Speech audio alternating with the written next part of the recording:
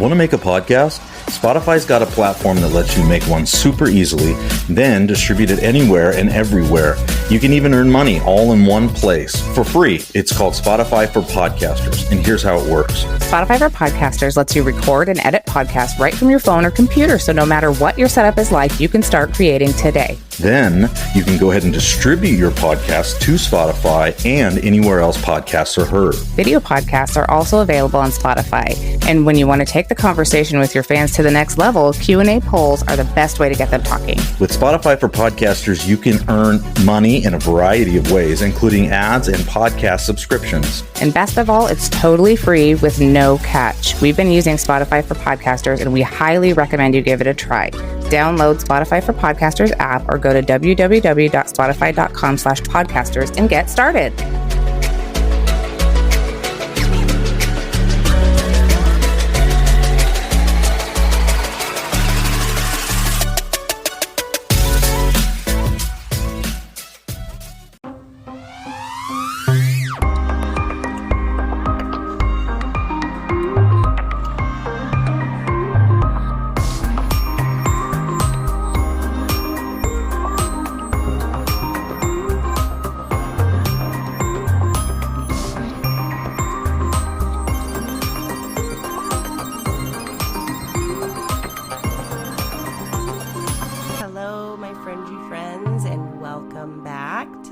Fringy. I'm Bethany. I'm Kristen. And I'm Rick. And we are bringing you a whole nother level of fringy items today. Mm-hmm. We're going to be talking about some mind control projects that have gone on. So stay tuned. Remember, there's going to be some things that we mention in here that may be a little bit triggering. You may not want to believe it. We ask that you hang in there, go do research on your own. And just stick with us because it's information that you need to know. And I think that there's a lot that you can learn about what's actually going on in this world today and has been going on for a really long time. Mm-hmm. So, I want to plug our Instagram really quick. We're at That's So Fringy. We also have a Telegram. We have a website now, that'ssofringy.com. That's So Fringy podcast. Yeah. There we go. Don't forget the podcast, man. So it's that'ssofringypodcast.com. We just launched that this last week.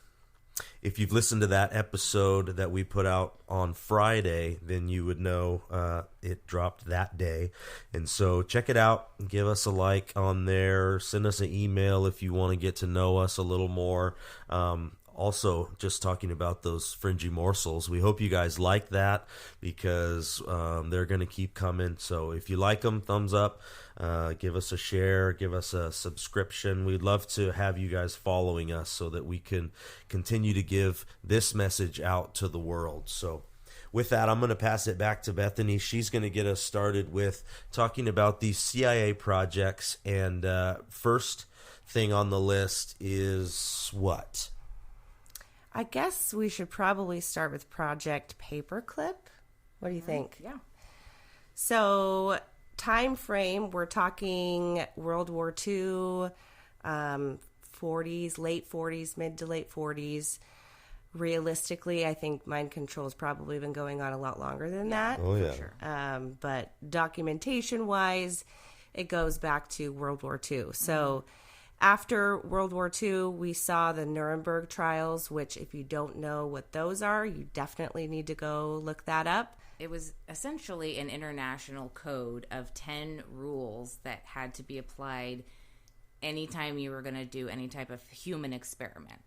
Right. So, and they're pretty, they seem commonplace to us now, but if you look back at what the Nazi scientists had done to those people, they obviously didn't think any of that was important. And like the number one being informed consent. So you can't test something on a human subject without their consent. They need to be explained what the procedure is, and they need to be explained what the outcomes can be.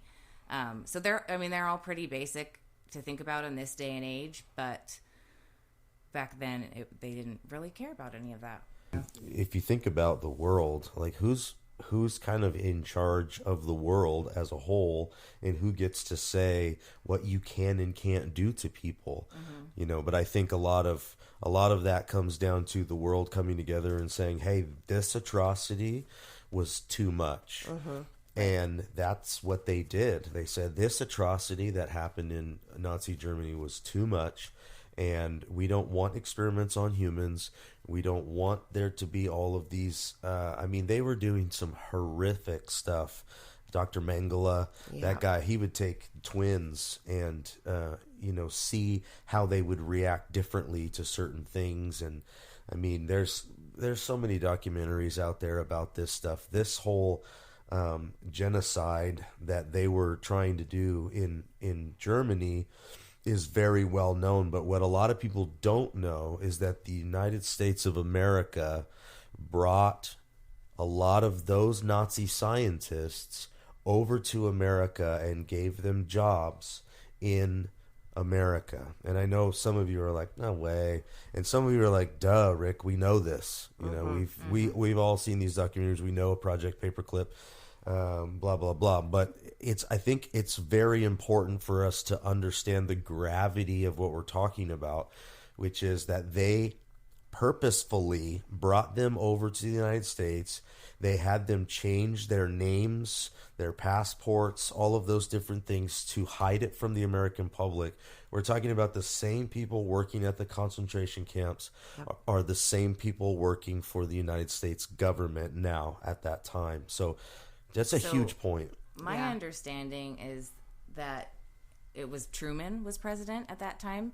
So the CIA came into being in 1947. They were some other, you know, organizations that kind of did this same type of stuff, but the actual CIA was founded then. So 1947, and then 1948 was when the Nuremberg Code came out. So it had come out, you know, the CIA knew, that the world knew that these were the things you can and can't do as far as experimentation. So Truman said, yes, let's bring over some of these scientists, because you got to remember it was also the Cold War, and the United States was very against Russia. So they essentially brought these doctors and scientists over so that Russia didn't get them, because they thought, well, we should have them, because if Russia has them, then they're going to, you know, well, yeah, I mean, Werner von Braun, who is one of the ones that they brought over, he started working for NASA, but he also was creating rockets for... He created the first atomic bomb, I'm pretty sure. I think it was the first big rocket that they sent over. But anyway, he was a bad dude, and he was building rockets to kill people. That's what you need in war. And we brought him over here to not only bring that technology, but to perfect it. And make better. Sure that, you know, nobody else got it, because that's how they justified all of this stuff. So Truman says, yeah, go ahead and bring them over, but we don't want to bring over anybody that was like heavily involved in the bad stuff that was going on. So what did they do to bring them over? The really bad guys is they changed their names. I think it was something like 1,600 Nazi scientists. It was a lot. I don't know the specific number, but I know that it was a lot. And they only could keep track of, I think they only kept track of less than 100 of them. Yeah, they just lost them. Yeah, so nobody knows where they went. They had new names, new identities, and they were basically given citizenship in America, and then they were gone. And as you'll hear in a few minutes, free reign to experiment on United States citizens. Yep, exactly. So once the CIA is established, they then begin to start these projects on, I think actually it was somewhat willing participants at one point in the beginning. Yeah, they were trying to do super soldier type stuff. Right. Yeah, the Bluebird, they had Project Bluebird and Project Artichoke.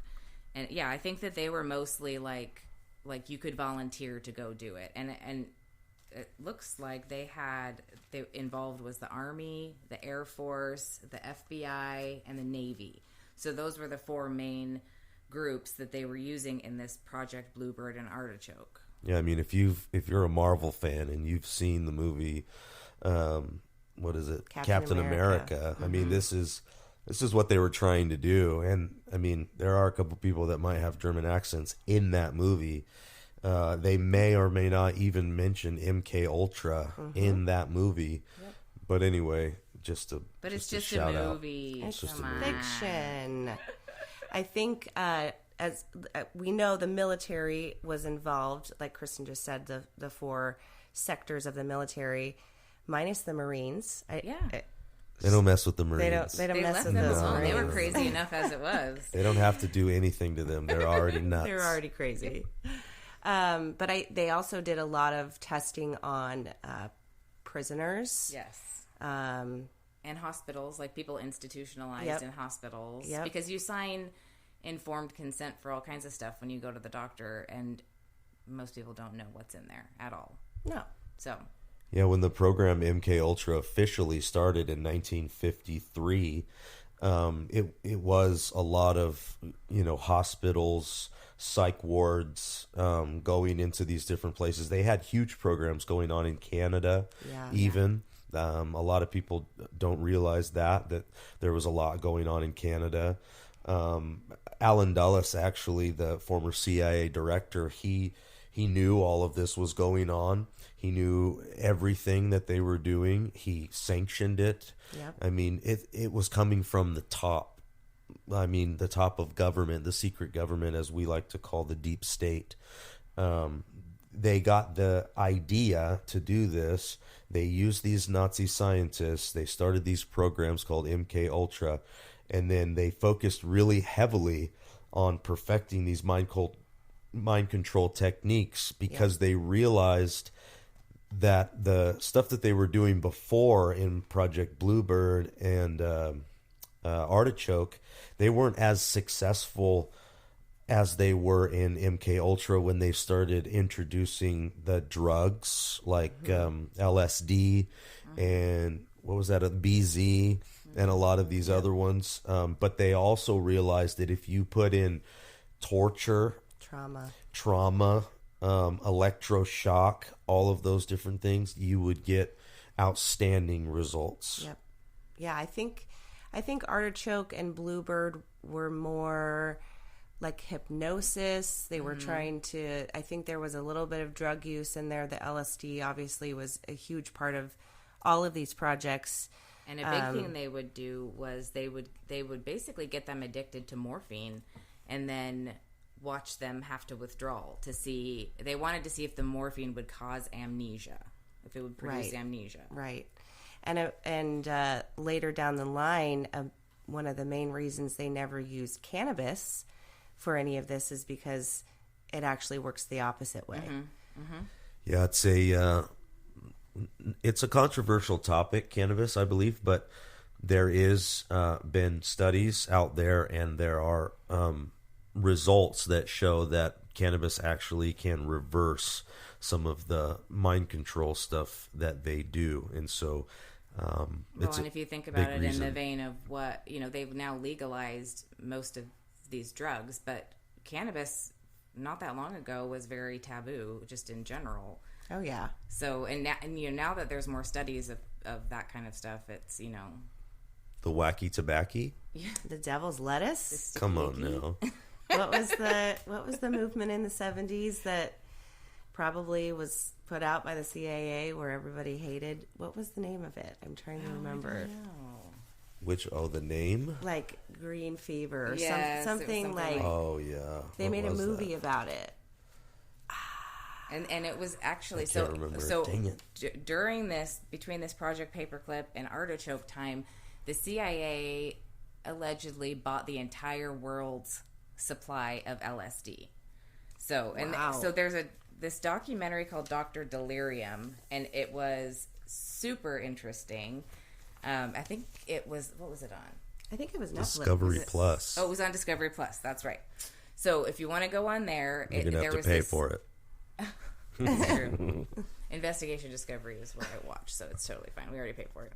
So they had this Dr. James Ketchum, and in this documentary, they have some unreleased footage of him talking about these experiments. So essentially, they told these soldiers that were in the army, they went to them and said, hey, if you want to come and test some of this stuff, It'll be like they told them clothing, equipment, gas masks, like all of that. Then you can get off base and you can live out on this kind of parky looking area that's out in the woods.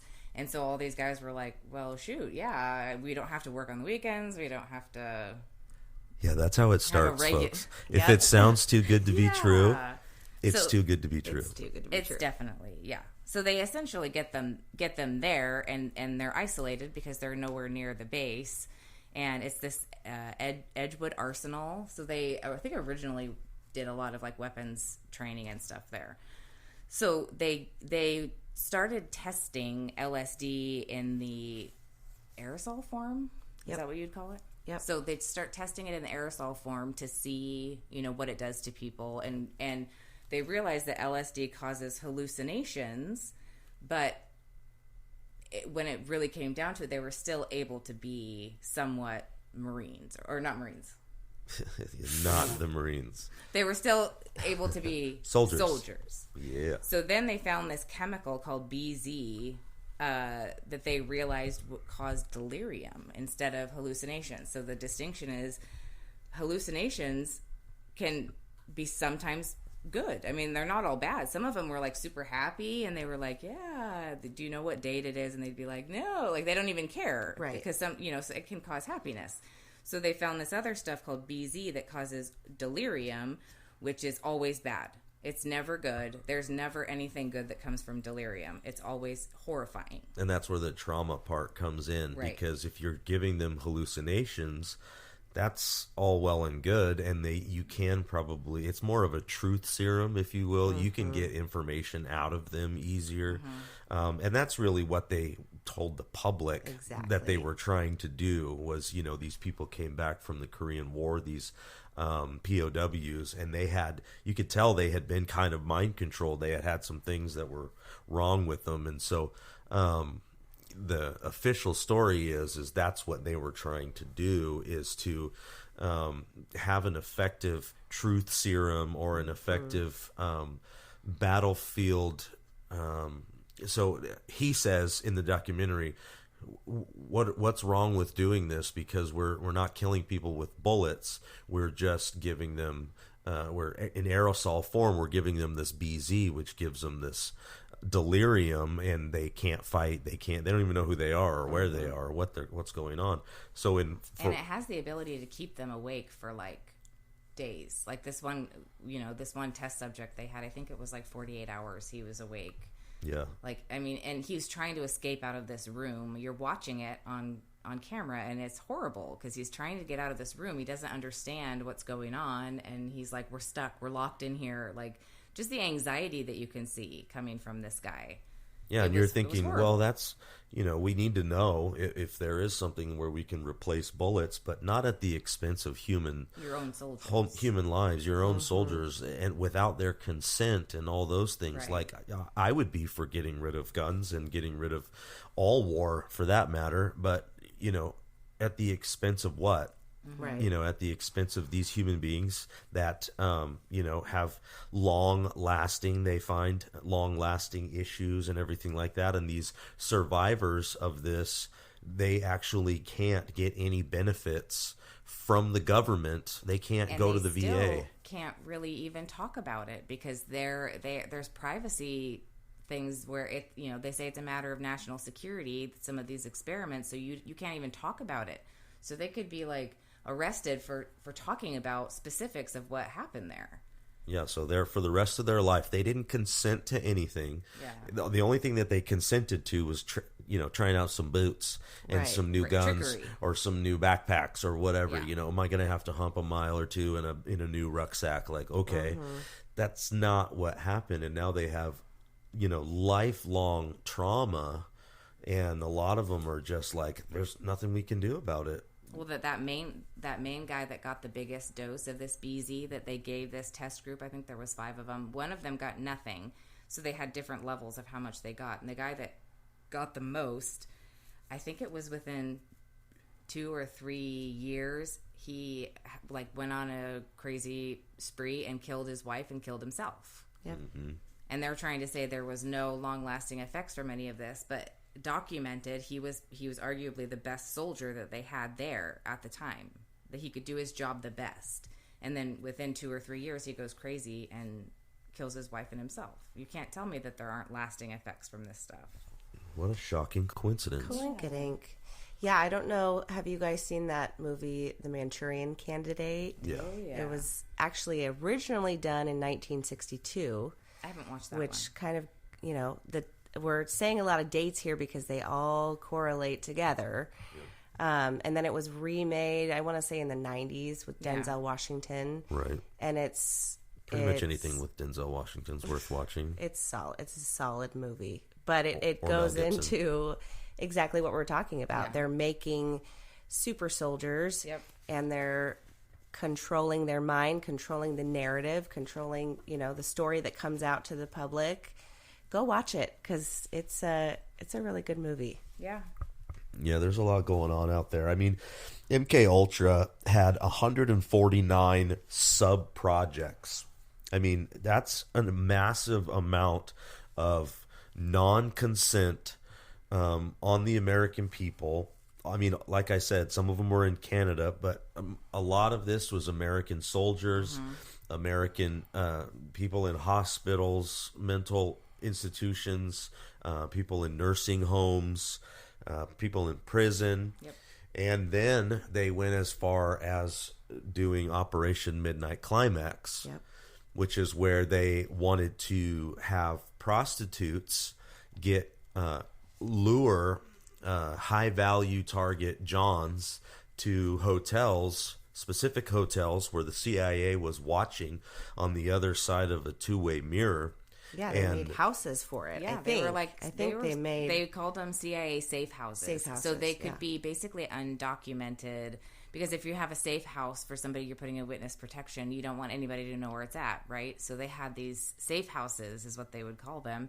And they essentially, the prostitutes would bring in a guy, dose him with LSD, and then see what how his behavior would change during the act of sex, basically. And then afterwards, these guys aren't going to go to the police and say, this prostitute drugged me, because they're, first of all, going to a prostitute.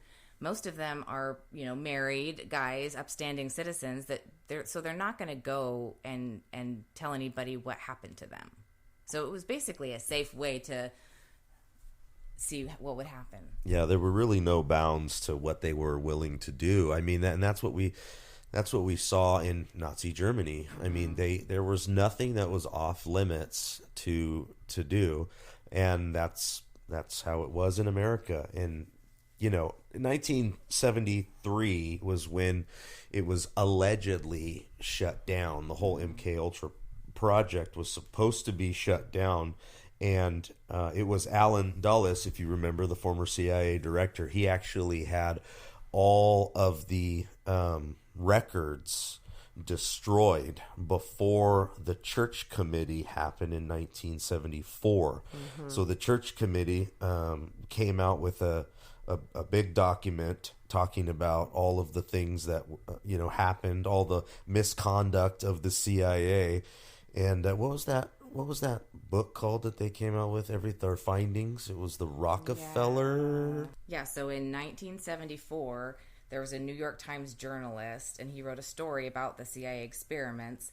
Then in 1975, it was President Ford who set up the United States President's Commission on CIA Activities. That was the name of the group. And then it said the commission was led by Vice President Nelson Rockefeller, and now it's commonly referred to as the Rockefeller Commission. Yeah, the Rockefeller Commission. So the Rockefeller Commission was basically in charge of keeping the CIA in line, because they realized that the CIA people were doing whatever they wanted. They had no rules, they had no nothing, and they actually have CIA agent admitted to little oversight and a party-like atmosphere at work, because they could do whatever they wanted. That's like going to prison and having mobsters watch over the regular general population. Yeah. The mobsters are the guards, and the inmates are the inmate. What do you think is going to happen when you have when you have somebody from one of the families, Yep. interviewing and making sure that this comes out, it's like, we're going to give you all transparency. We promise. Yeah, the American Rockefeller public Commission is deserves like, it. The CIA is terrible. They've done all this horrible things, not to mention that the CIA director in 73 ordered all of the records to be destroyed. I mean, me and Bethany are nurses, so this is like, no matter what, you never destroy anything, any documentation. No. They're very specific in most places. You draw a single line through your mistake, you initial it, and then you put a new entry for, what actually happened or whatever reaction you're documenting. You never destroy anything. And so at that Edgewood experiments place, that Dr. Ketchum, they asked him specifically, is there any reason that you can think of to destroy records? And he said something like, well, maybe. Like, he's a doctor. Like, this is insane. But the thing about Edgewood is they had all this information because he was a doctor and he kept his own records. So the CIA had their set of stuff, but he had his own set of stuff. Then they asked him later on, well, how did you get all that documentation out of there? Because he had it all in his home. And he goes, in boxes? And he literally just carried it all out the front door. Like, that was in his deposition, like in front of the lawyers. Like his deposition in boxes. That's how cocky these people are. Right. they know that there's nothing going to happen to him. They're untouchable. Yep. Because, I mean, as we've talked about in all of our episodes up until this point, there is an agenda. There is a deep state. There is a cabal. There is, this Council of 300, these 13 bloodlines. They are doing this stuff on purpose. And every time they get caught, what do? They investigate themselves. They put the Rockefellers in charge. Come on. I mean, you can't investigate yourself. Everybody knows that that's a conflict of interest, but that's what happened here. And what did they even get to investigate? Nothing, because all of the documents were gone. Yeah. So everything that they have is hearsay. And then what's the punishment? Oh, just shut it down. Like, was there a bunch of people that went to jail? Was there a bunch of... There was no Nuremberg trial after any of this? No, the Nuremberg trial already happened, and they broke it. So that should be... They should be struck... This should be double time. I almost said strung up. I don't believe that they should have been strung up. But I believe that they should have been held to account Right. in the world court. Exactly. The world court needs to say, hey, listen, you need to take them to the Hague and say, you broke this. This is what we had in place, and it doesn't seem to matter. And it still doesn't seem to matter. 2020. No. And in that Wormwood documentary, so that it's like a mini series. And it's got this, he was a scientist. His name was Frank Olson, and he worked with the CIA. And in 1953, he goes to this CIA retreat thing where they basically just, gather together to talk in secret about their, weird things that they're doing. And party. And so this Olson guy is there, and it sounds like maybe he was having some personal convictions about what they were doing, because he knew that they were giving it to unsuspecting Americans. And so they justified what they did to him by saying, we gave him this LSD in his drink because we wanted to know what he would tell the enemy if he was captured. But what they really did is they wanted to know how he was feeling about this situation, because he seemed like maybe he was starting to grow a conscience or something. So they take him to this retreat, they dose him with the LSD, and then for, I think, the weekend maybe, I mean, he obviously went nuts like, anybody would do on LSD. So they sent him home and to his family for the weekend, and they went and watched a movie, and then he ended up going back in, and they had him at a hotel in New York City, and supposedly he jumped out of the window and committed suicide. That's what they told his family. They basically went to his family and said, hey, he's dead, he jumped out of a window. And the family's like, wait, what? And this was in 1953, like right at the beginning of this.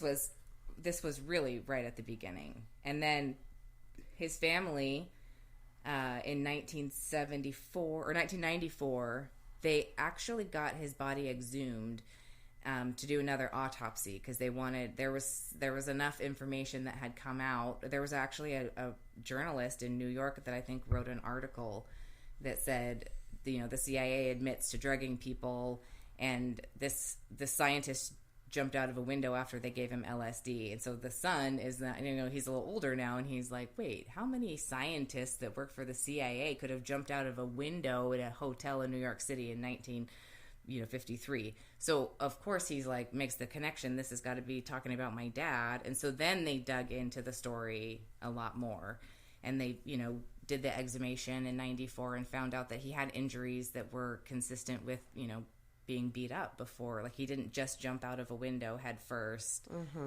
Basically the whole story that they had told him couldn't be true when you looked at it this way. Yeah, but what did they get from the president? They got an official "I'm Gerald sorry" Ford. apology. Yeah, go ahead. And what else? $750,000. Oh my gosh, how nice.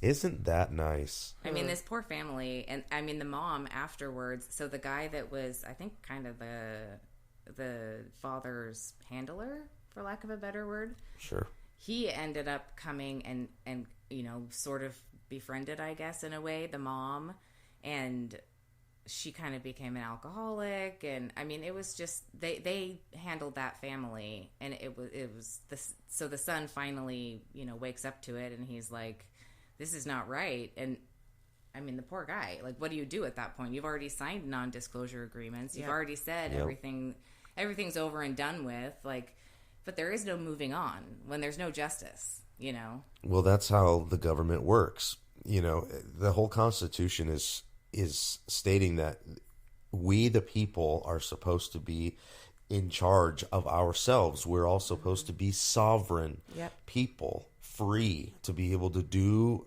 whatever we want. And the only thing that gets in the way of that is when you are going to hurt somebody else or cause problems with somebody else. And that's it. Yeah. And the government comes in and says that they can basically do whatever they want. They completely disregard the Constitution and the world courts, for that matter, and they just do whatever they want. But then how do we, the people, fight back? What is there that we can even do? Because when these people do lawsuits, what do they get? Oh, they get an official apology from the President of the United States. It's like, no, he was being handled.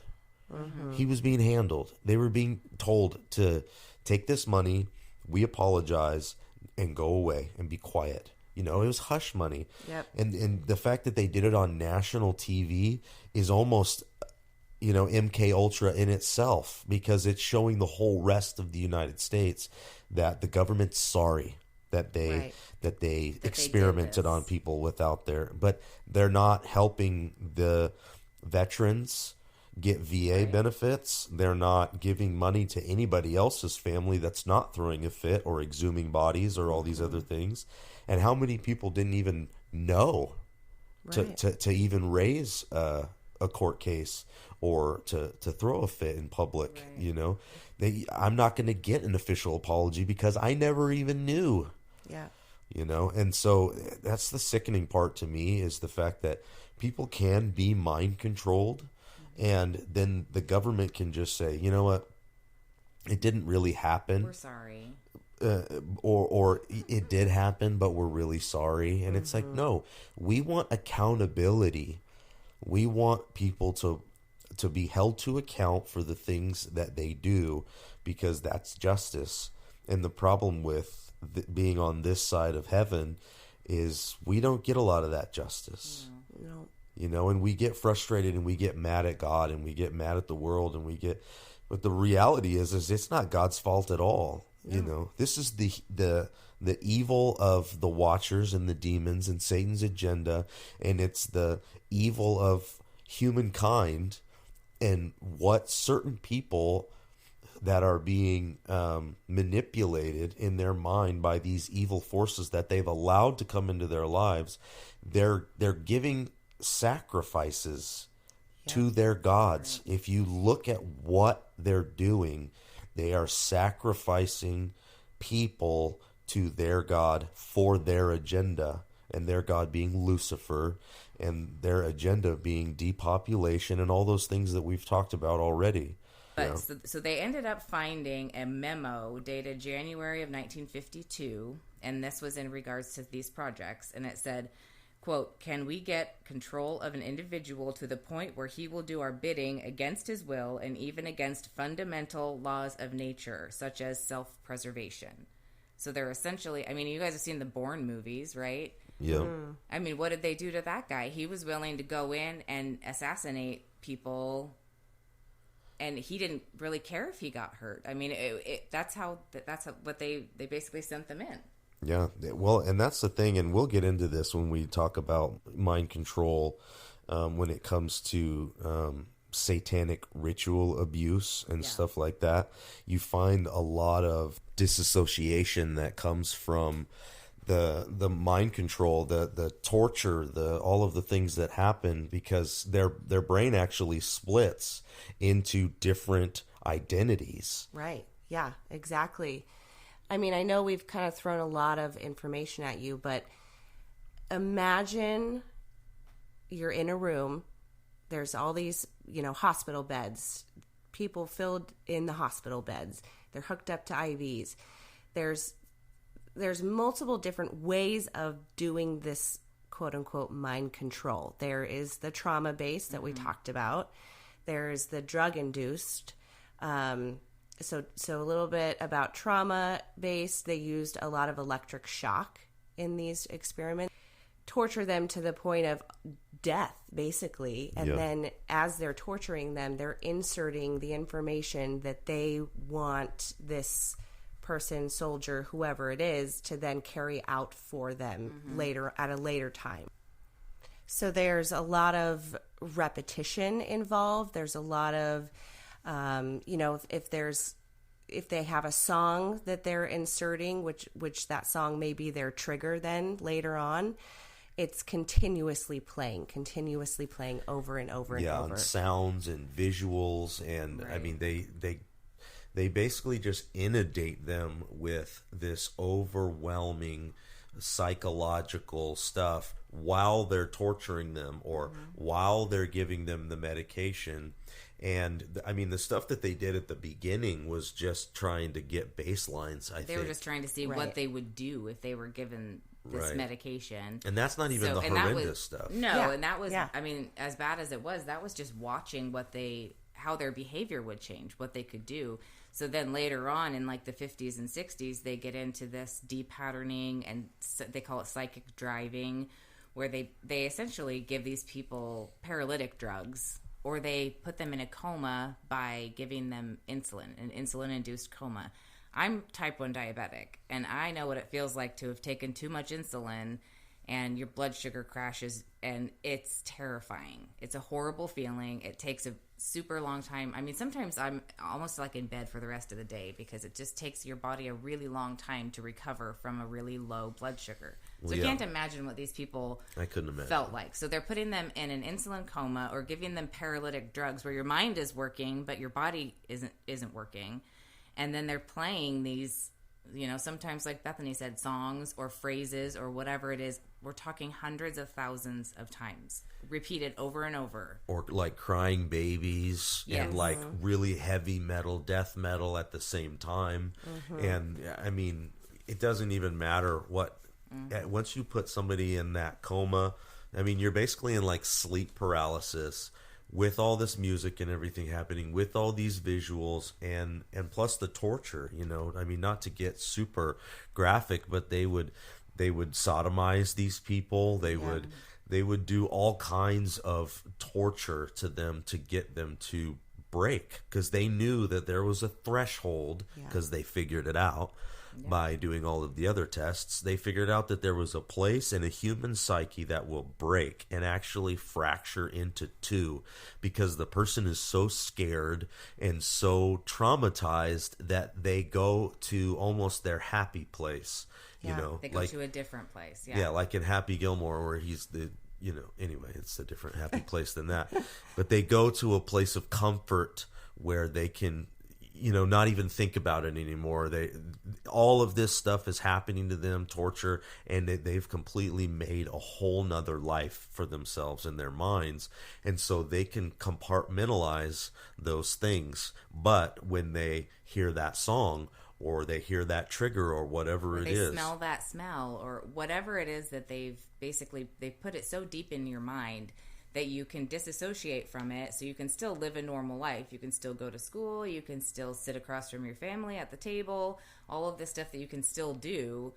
But if these certain things happen, this song, this phrase, this smell, this sound, whatever it is, then your brain goes right back to that time and that personality. And they can do this to people. I think they used to call it multiple personality disorder. Now they call it dissociative identity disorder, which makes more sense because they don't have multiple personalities. They are one core person, but they disassociate in order purely so that their minds can handle the trauma that they're going through.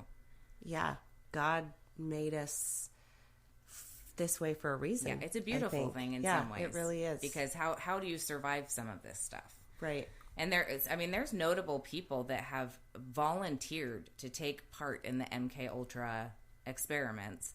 One of them being from around here, you guys will probably recognize Ken Kesey, who wrote the book One Flew Over the Cuckoo's Nest, and then there was a subsequent movie where they were just bizarro. I mean, super weird, but it was required reading when we were in high school. We had to read that book. And people here were like, yeah, Ken Kesey, he just lived, half an hour up the road.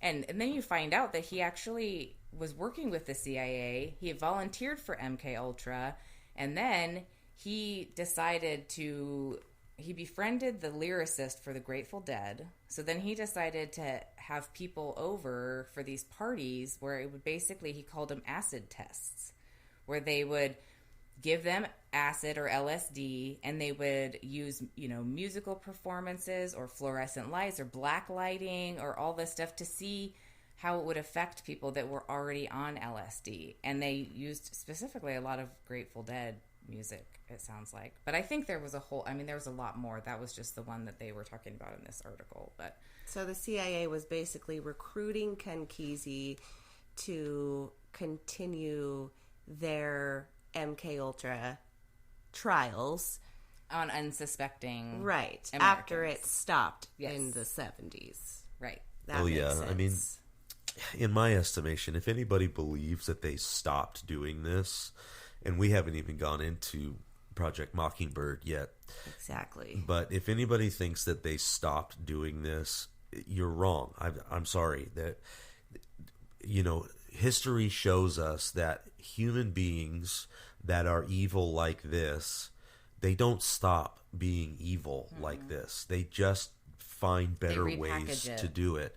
And that's what they've done. They've repackaged it, and that's, going to be another episode for Project Mockingbird, which is the CIA's project that they continued for mind control on the American public. Yeah. A couple other notables would be Ted Kaczynski, who was you might know him as the Unabomber, and that James Joseph or Whitey Bulger, he was a Boston mobster. So they also agreed to be part of this MK Ultra program. And then, subsequently they used different tacks to as a mobster, as a, the Unabomber, to basically continue on with the experiments. It's like a ripple effect, when you take a stone and you drop it into water and all these ripples that go out from there. Well, that's how you get a small project funded by the CIA out into the world. Yep. Yeah. And when you think, how is it that, there's so many lies out there? How is it that the world is so screwed up? Well, this is how.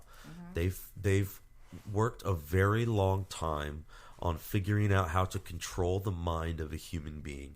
It started all the way back with the Nazis.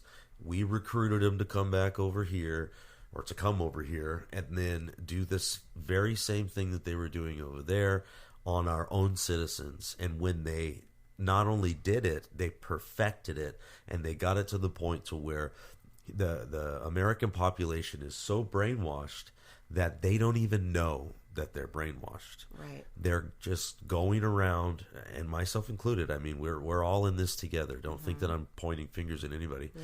I'm saying that we have been so brainwashed that we don't even know. Yep. But the hope that we like to leave you guys with every time is that Jesus is on the throne, that God is king, and we've talked about this before. So it's knowledge that helps us to break out of this mind control. Who is that lady that trance documentary? So there's a documentary called Trance, Trance, and there's a woman named Kathy O'Brien who is a survivor of this MK Ultra stuff. And she has a quote that says, "Knowledge is our defense against mind control." Yeah. So if we can gather up, like, be sponges and get as much knowledge and information as you can, because that's really what we can do to combat it is first and foremost know that it's happening. Yep. And show people that it's happening, because that's the hard part is you'll start to see, oh yeah, this stuff is really super weird and starting to make sense, but then your spouse or your friend or your parents or whoever you're talking to have no idea, and they're like, oh wow, you are such a conspiracy theorist. Like, I mean, we've all gotten those looks. Fun fact. Conspiracy theorist, huh? Who made that? Who made that name up? Let's see. If I was to research where conspiracy theorists came from, who would I find that might have? I would direct you to the CIA website. Oh. I don't know. I mean, just throwing it out there. But those trigger words that we've talked about a couple of times. Conspiracy theorist is one of them. There's actually a shirt that I was gonna get Rick. I probably should get it for him. His birthday's coming up. But it says Noah was a conspiracy theorist, and then it started to rain. Exactly. So not all of the conspiracy theorist is a term that they use to, make you feel dumb, to make, if you believe in some of this stuff, well, then you're crazy, so. Yeah, right after JFK was assassinated, everybody was talking about how it didn't make any sense. They were like, what is going on here? This doesn't make any sense. That one bullet, you're kidding me. Yeah. I've shot guns my whole life. It doesn't make any sense, the one bullet theory. And they were like, oh, you're a conspiracy theorist. That's and that when the term was coined. When it was coined, and that has been the thing that they've used to shut people down, the American public, to shut them up and just make them feel stupid so they don't want to say anything, because the number one thing that Americans don't want to do is look dumb in front of their friends. Right. Which is, I don't know why. I look dumb in front of my friends all the time. But there's some documentaries that we mentioned tonight that we are going to put in the show notes. Trance and Dr. Delirium and the Edgewood Experiments. Yeah, the Edgewood Experiments. And Wormwood. Wormwood was a really... That one particularly touched me because I think it was the son that, he's just living in this... he was so disillusioned with America. I think he moved to, like, Sweden or something. But he has to live with this all the time, not knowing what happened to your father, but knowing that he was tortured, knowing that he didn't have a peaceful ending. That would be awful. Just awful. But the hope is knowledge, right? We know who the king is. We know what Jesus has done. We also know that his word says in Isaiah 5:13 that therefore my people go into exile for lack of knowledge, or another way that it could be read is or without their knowledge, which is very telling for what we're talking about right now. It's without our knowledge that we've been brainwashed, but it is to our detriment, and it does take us into exile. Yeah, similar verse in Hosea as well. Hosea 4:6 says, "My people are destroyed for the lack of knowledge." Yep. That should show us how important it is to arm ourselves with knowledge. I mean, it's in there actually a lot of times. There's, and he talks about later in Proverbs where he says the simple inherit folly, but the prudent are crowned with knowledge. So he's, if you're folly, if you're not trying to get knowledge, that's the whole thing. And I think as Americans, we'll get more into this when we go over probably Project Mockingbird, which is another very interesting one. But they've done it on a mass scale. And now we all have not just a television in our homes, which, Bethany, I think you have the dates of when televisions really became popular, and it fits all this timeline of this CIA stuff. They started putting televisions in people's homes on purpose. Yeah, so they were started in the early 1900s. Nobody really got them in their homes until the 50s. A very small population, 1% of homes had televisions. Then you jump to the 60s, and 75% of homes had televisions. Go up one more to the 70s, and 95% of homes had them. So, yeah, pretty crazy. Well, and now if you think about it, we all have a little TV in our hand. Our cell phone is, so they've gotten it to 100%, essentially, of people, especially of Americans. I mean, we live around, I would say, a very large homeless population, and I don't remember the last time I saw one of them without a cell phone. They all have phones. It's crazy to me. Even they're homeless, they have nothing, but they somehow can pay for a phone or can get a phone for free. So They we all actually have hand them out. all have a TV in our hands all the time. Well, you guys know what time it is. I think we're wrapping this thing up, and I think you guys have gotten enough of our voices tonight, especially since we all have colds. Man. We all sound a little... This is the Barry White edition We're of not That's underwater. So Fringy. Yeah. Don't adjust your bass on your car. It's not You should have heard Rick this it's morning me. when he first woke up. Woo! I've never heard such a deep voice. I'm like, what? I was scaring people at church. When I would say good morning, they would jump. Like a demon. He had a demon, I think. Yeah. But it's time for the unteachable moment. Where are you at with that? Bing, bing. There you go. There we go. So we were talking about this week. It came up in conversation, and the thing is do Christians have to go to church? And I know a lot of people that, especially in the younger generation, struggle with this because they're like, church sucks. Like, unless I'm going to a mega church with a coffee shop and Hillsong good worship music. team. Yeah, I mean, there's a lot of churches out there that are stuck in, 1947, still doing hymns and sitting in pews and doing all those things. And you have this Gen Z or even Gen X or the millennials, like, they're like, this is dumb. What are you guys doing? Why are you reading from that book and singing like that? Like, it just doesn't make any sense. Their worldview is so like, and so it's like, why do we have to go to church? Well, the verse that usually people say is Hebrews 10:24 and 25, which is not to forsake the gathering of the believers, where you don't stop hanging out together. And I think the Bible is clear on the fact that we should go to church, but it's also clear that we don't have to. It's not a requirement. So there's this thing that I think people need to understand that's more important, is that going to church isn't salvational. Right. Like, that's the number one thing that I want people to understand. Going to church is not salvational. Nowhere in the Bible does it say, I want you to accept my son, Jesus Christ, and then go to a building every Sunday for the rest of your life, or else you don't go to heaven. It doesn't say that. But obviously, this verse in Hebrews is talking about how we do want to come together as people of like-minded faith, because it helps us to grow in our own faith, to help each other, to love each other, as Jesus said. And if you look at Jesus's his testimony to the world was that we love each other and we serve each other. And you be the church. You are the church. Yeah. Go out and act like it, I think that was a big...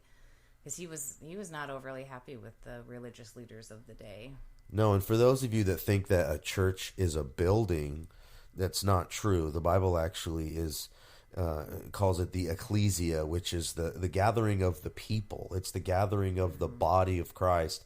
That is, everybody that is a faithful believer in Jesus Christ is the church.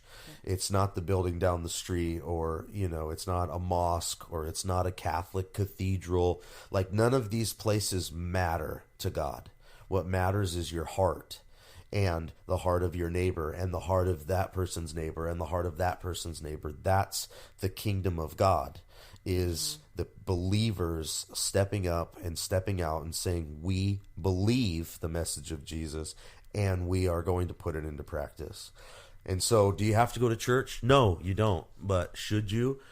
Well, I Yes, think you I should think find so. a good church that works for you. There's a lot of them out there, and I think that you should plug yourself in, and if it works and it feels good and you feel God there, then stay. If it doesn't, go look for another one. And there's nobody saying that you can't church hop to figure out what's best for you, but just find a group of people that are good, that want to be good to people, that want to talk nice to each other, that want to have friendly competition and go out and have barbecues together and have their kids play together and all of those things. Like, this is community. Let's do that. And then if you want, we can call it church. Right. Sure. We have our guy we're supposed to mirror, Jesus, right? So I don't know if you guys have seen that TV show, The Chosen, which is amazing. But the last episode that we watched, which I know we're ahead of Bethany, so I won't, no spoiler alerts, but there was a scene where they go out into the water and Jesus goes out into the water with them and they're just splashing around and playing. And Jesus was just a man. He was just a man. And this is what we have to remember is we're called to be the church. Yeah. So, but I do also think that with community, there is, the benefit of iron sharpens iron, and having other people around you to, maybe on days that you're not feeling so strong, they can kind of prop you up. And, there's a certain amount of accountability, I guess, for me, I feel like when in going to church where, it just makes me feel like I have other people around should I need anything. And there's been times that I need something. There's been times I don't even want to go to church. And then I get there and Bethany's like super happy. And, that's just a good way. Center with your Center. ripped jeans. Oh, my ripped jeans and my nose piercing. Well, guys, thanks for sticking in with us. This might be a little bit longer of a episode, but we're not really putting times on these things. We're just having conversations and pushing record and then stopping it and then putting it out to you guys. So we hope that you don't mind if they go a little bit long sometimes, or maybe they're a little bit shorter sometimes, but that's just who we are. We're just normal people. We're a podcast by the people for the people. That's what we care about. We want to give you the information. And again, like we've said every episode, we want to give you the information and we want you to go out and do your own research. Go out and find this stuff. Watch these documentaries. Look at the pain in these people's eyes when they have to talk about what's happened to them. Yep. Yeah, the first step in accepting mind control is acknowledging that it's happening to you, and it has happened to you, and that knowledge is power, as they say. Knowledge is power, and Jesus says it in his word. So you might want to just start obtaining as much knowledge as you can. So with that, I'm Rick. I'm Bethany. And I'm Kristen. Stay fringy, my friends. Woo. Bye.